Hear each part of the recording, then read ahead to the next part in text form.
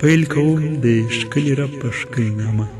ډېرو قدرمنو او زړه تراتېرو اورېدونکو، قلمیار اشنا یم او تاسو ته مې د غڼې ځاله ناول دوهمه برخه راوړې ده، په دې هیله چې تر وروستو یې راسره واورئ. مخکې مو تر دغه ځایه واورېدل، ګریوان ته مې لاس کړ، له ټټره مې غوړې ماتې ښیښې راوایستې، ده د غوري وار راباندې کړی و. حویلۍ ته ووتم، نور نه کېده، ماته وم، ژوند مې له وسه وتلی و. ساته مې غبرګې پښې ور وغځولې، لاندې په اوبو کې ستوري ښکارېدل. وروسته ګډ وډ شول، اوبه د وینو څاڅکو کرارۍ ته نه پرېښودلې. یوه شېبه مې فکر وکړ، تېر ژوند مې تیز په ذهن کې راوګرځوه. نه مې له پلاره ښه ورځ لیدلې وه، نه له مېړه، خو پلار مې یو څه ښه و. 8 کاله یې داسې راباندې ووایه، په کومه ورځ چې به یې په قمار کې بخت بیداري کړې وه، نو په خپل نوم به یې بللم، طاهره. خو په تاوان کې به بیرته فاحشه سوم. فکر خلاص سو، لاند و، تیر سو، یوه نتیجه راووته. په مرګ کې مې خپل خیر لیده. د څاه د چک پر ژۍ مې ګوتې ټینګې کړې، اوبو ته اوښکې او وینې ګډې روانې وې. بیرته مې جټکا وخوړه. لور مې د قمار په یوه داو کې بایللې ده. له ځان سره مې وویل، طاهرې، سا څوک نه درنه وړې، پښې هم نه لرې، همدلته ده، راځه، تر مرګ مخکې یې وار زړور ژوند هم وازمایه. کوټې ته ورغلم. سړی مې تلویزیون ته کتل، کله کله به یې ډک ګیلاس خولې ته وروړ. سر ته یې ودرېدم، د شرابو بوتل مې له خولې ونیو، لاس مې پورته کړ، بیرته مې په جټکۍ پرېښود. د یو بوتل ماتې ښیښې د سړي په ګڼو ویښتو وښویېدې، اخ یې هم ونه کړ، بې سده پرېوت. ریموټ مې راواخیست، یوه مسته سندره مې راوسته. مېړه ته مې وکتل، په وینو کې پروت و. وروسته یې ګوتې وښورولې، کښېناست، تر ډېره یې پر ماته ککرۍ ورغوی ایښی و. بیا یو دم راباندې خپړې کړې، نه یې زما مخ ته کتل، نه ځان ته، سم خرېده، خولې یې راباندې لګولې. ستړی سو، ستونی ستخ وغځېد. ځان مې سره راټول کړ، په ټول بدن کې مې وچ ځای نه و، ان د ګوتو له نوکانو مې هم وینې څڅېدلې. پوهېدم چې مېړه مې په دې وار قناعت نه و کړی.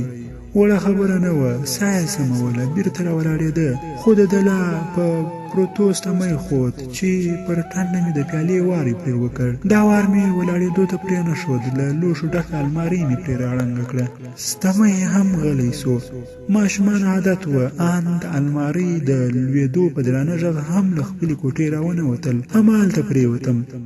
مېړه مې یوازې سر له ړنګې المارۍ راوتلی و. تشناب ته لاړم، سر مې په ډک سطل اوبو کې ننویست. په اوبو کې مې سترګې لوڅې کړې. اول رڼې وې، د شنه سطل شین بیخ له ورایه ښکارېده، خو ورو ورو سرې سوې. له خولې مې لوی واړه ډومبکان راوختل. سر مې پورته کړ، له لندو ویښتو مې سرې اوبه څڅېدلې. په ناستو د تشناب دروازې ته ور وښوېدم، د وره کیلي مې تاو کړه. همالته په تشناب کې پرېوتم. یو وخت مې سترګې رڼې کړې، نه وم مړه. د دومره ډېرې وینې له بهېدو وروسته مې لا هم ساه اخیسته. اول کوټې ته ورغلم. مېړه مې لا تر المارۍ لاندې و، خو ساه یې وهله. بیا مې د ماشومانو د کوټې دروازه خلاصه کړه. ګروپ مې ولګاوه، خپلې لور ته کښېناستم. پر سپینو غومبرو یې د اوږدو بڼو سیوري پراته وه. زوی ته مې وکتل، ښه ورځ یې نه وه لیدلې. په ماشومتوب کې یې لا نازک تندي ژورې ګونځې درلودې. لور مې وسونګېده، ور ومې کتل، له بغوره یې غټ شین مچ والوت.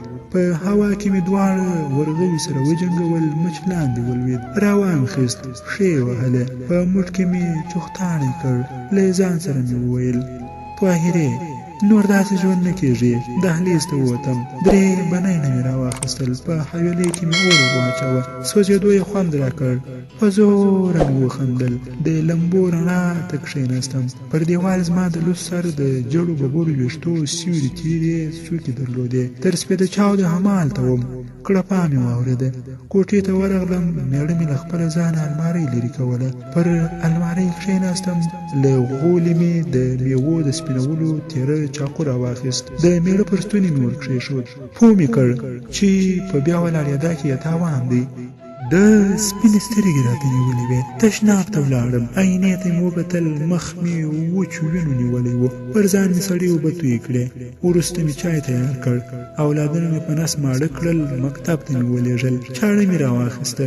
د ماشومانو په کوټه کې اوږده وغځېدم. کړپا سوه. میړه مې له لرګي سره راغلی، خو زما په لاس کې نیولې چاړې په وره کې ودراوه. د یوه شېبه په راوتلو رډو سترګو راته کتل. بیا له کوټې ووت. له هغه وروسته مې وهل ونه خوړل. په یو بل مو کار نه درلود. کوټه مې ور پرېښوده. زه به له کوچنیانو سره ویدېدم، خو چاړه او د دروازې تړل مې نه هېرول. څو ورځې وروسته دا تشویش هم لرې سو. برق عادل و، وینې و. بېغمه سوم، خو اوس بله اندېښنه رالوېدلې وه. په کور کې یوازې د 2 هفتو د خوراک پیسې پاتې وې. یو مازدیګر دروازه وټکېده. ورغلم، د وره تر چولې مې ور وکتل. ډنګر ږیره برېت خریلی سړی ولاړ و. توره قرقلي خولې پر تندي ایښې وه. ویل یې چې د کور مالک دی، کرایه غواړي. وخت مې ورنه وغوښت، خو د په ډېر احترام راته وویل چې د تېرې میاشتې کرایه هم در باندې پاتې ده. بله خبره یې ونه کړه، روان سو. په حویلۍ کې حیرانه ودرېدم. د خشلاو لپاره مې څه نه لرل. د سرو زرو بنګړي او ګوتمۍ مې لا د واده په اوله میاشت میړه په قمار کې بایللې وه. کوټې ته ولاړم. تلویزیون ښه و، خو ماته المارۍ او د پیسو په ربړ تړلی زوړ خراب موبایل په 500 افغانۍ هم نه ارزېدل. د بلې کوټې دروازه مې خلاصه کړه. غالۍ هم یو سره ته جوړول. په ګوتو مې حساب وکړ، 1000 2000 3000. تلویزیون ته مې 8000 قیمت وټاکه، خو غالۍ یو ځای پینه درلوده. که مې بخت بیداري کړې وای نو 15000 ښې وې. چادرې مې پر سر کړه. له تلویزیون سره له کوره ووتم. ما 8 کاله په شور بازار کې تیر کړي وه، خو له خپلې کوڅې هاخوا نه وه رامعلومه. میړه مې له کوره وتل بد ګڼل. د واده په اولو کې مې د کوڅې د سره له دوکانه اورلګیت راوړ. میړه مې تیل را باندې وپاشل. د هماغه اورلګیت دانه یې بله کړه. قسم یې واخیست چې له کوره دوهم ځل وتل به دې د ژوند پای وي. اوس یوه خوا هم نه رامعلومېده. په تنګو کوڅو کې روانه وم. د ماشومانو را پام سول. مردکۍ یې پرېښودې، ټوکې یې را باندې کولې. ویل یې چې خاله کوم فلمونه دې خوښېږي؟ سیکس باک نه راته. په دې خبرو رژدې وم. عادي راته ایسېدې. په پوښتنه جادې ته ووتم. د مستعملو شیانو د پلورلو کوڅه مې پیدا کړه. څو کسانو ته ودرېدم. تلویزیون یې ارزانه غوښت. ویل یې چې د غلا مال دی. قسمونه مې خوړل چې همدا تلویزیون مو یو کال مخکې په 13000 واخیست، خو نه یې منله. بیرته مې اول سړی وموند. د 4000 راکولې په ګټه کې د غلا خبره نه وه. ور مې کړ. غرمه مې ماشومان له مکتبه راغلل. لورکۍ مې وار له واره د تلویزیون کوټې ته ورمنډه کړه. دې یو ترکي سریال نه قضا کوه. بیرته اشپزخانې ته راغله. تلویزیون یې یاد نه کړ. زړه یې نه درلود. اولادونه مې همداسې عادت سوي وه. دوی هیڅ وخت د پوښتنې اجازه نه لرله. همالته مې کچالو په غاب کې ورته واچول. لور مې خوابدې وه. ډوډۍ یې نه خوړه. پوهېدم چې په زړه کې څه ورګرځي. تلویزیون نه و. لنډه مې وپوهوله چې تلویزیون مې خرڅ کړ. د نجلۍ په سترګو کې اوښکې راورغړېدې. ولاړه سوه. په غوسه مې ورته وویل چې کښېنه. دې منډه واخیسته. پسې ورغلم. په کوټه کې مې تر څڼو ونیوله. بیرته مې اشپزخانې ته راکش کړه. دسترخوان ته مې کښېنوله. د لوښو د مینځلو په وخت کې مې تر څنګ ور وکتل. خوله یې پټه وه. ژامې یې نه خوځېدې. له سپېرو شونډې د سپېرې وچې ډوډۍ سپېره وړه څنډه راوتلې وه. له غټو تورو سترګو یې دانه دانه اوښکې روانې وې. اجازه مې ورکړه. دا چټکه له اشپزخانې ووته. همالته کښېناستم. سر مې پر زنګنو کښېښود. ومې خندل. په زوره مې وخندل. دومره په زوره چې په پتناسته کې ایښې پیالې ولړزېدې. بیا مې یو دم وژړل. د زړه له اخلاصه مې وژړل. په چغو مې وژړل. د کلونو زړه مې تش کړ. باک نه راته چې ګاونډیان به څه وایي. زوی او لور مې په وره کې راته ولاړ و. دواړو ژړل. په زړه کې راتېره سوه. طاهرې اولادونه به دې هم ستا غوندې وي؟ بیرته مې خپل ځان ته ځواب ورکړ. نه، اولادونه به مې زما غوندې نه وي. لور ته مې اشاره وکړه. راغله. په غېږ کې مې ونیوله. لور مې یو دم وژړله. بخښنه یې وغوښته. وروسته مې دواړه کښېنول. خبرې مې ورسره وکړې. خپله مجبوري او د کور کرایه مې یاده کړه. د دوی نظر مې وپوښت. زوی او لور حیران راته کتل. له دوی سره تر اوسه چا د کور خبره نه وه شریکه کړې. یوازې امر پرې سوی و چې څه کوئ څه مه کوئ. یوه هفته وروسته د کور خاوند بیا راغلی. سهار و. ماشومان مکتب ته تللي وه. د دروازې له شا مې خبرې ورسره وکړې. د یوې میاشتې کرایه مې د وره له چولې ور وویسته. 3,000 وې. خو د دواړو میاشتو پیسې یو ځای غوښتې. ور یاده مې کړه چې په کور کې یوه غالۍ لرم، بده نه ده، په وړلو ارزي، خو د نغدي پیسې غوښتې. دی لومړی په ادب راسره غږېده. ویل یې چې 3 اولادونه مې دي، له پیسو پرته یې ژوند سخت دی. خو وروسته یو دم جدي سو. اخري خبره یې دا وه چې یا به تر سبا سهاره کرایه راپوره کوې او یا به له کوره وځې. ورځ مې په چرتونو تېره کړه. شپه هم نه ارامه وم. کرایه به مې له کومه کوله؟ چیرې به تلم؟ نه پوهېدم. سهار دروازه وټکېده. زړه مې پرېوت. په ویره ورغلم. ارامه سوم. په کوڅه کې ماشومانو کرکټ کاوه. توپ یې زموږ حویلۍ ته رالوېدلی و. اول وار نه و. پوه مې کړل چې د کرکټ لپاره بل ځای پسې وغواړئ. زړه مې ډاډه سو. د کور خاوند نن نه راته. 10 بجې بیا دروازه وټکېده. دا وار مې د کوڅې ماشومانو ته غوسه راغله. په بیړه مې دروازه خلاصه کړه. ژر مې پر لوس مخ او خلاص ټټر ټیکری راکش کړ. بیرته مې دروازه پورې کړه. د کور خاوند و. بښنه مې ترې وغوښته. ومې ویل چې د کور کرایه مې نه ده پیدا کړې. د یوه شېبه غلی و. وروسته یې غالۍ یاده کړه. خو ما ورته وویل چې اوس په کور کې څوک نسته، مازدیګر راسه. د خپل مصروفیات یاد کړ. ویې ویل چې ښار ته ځې.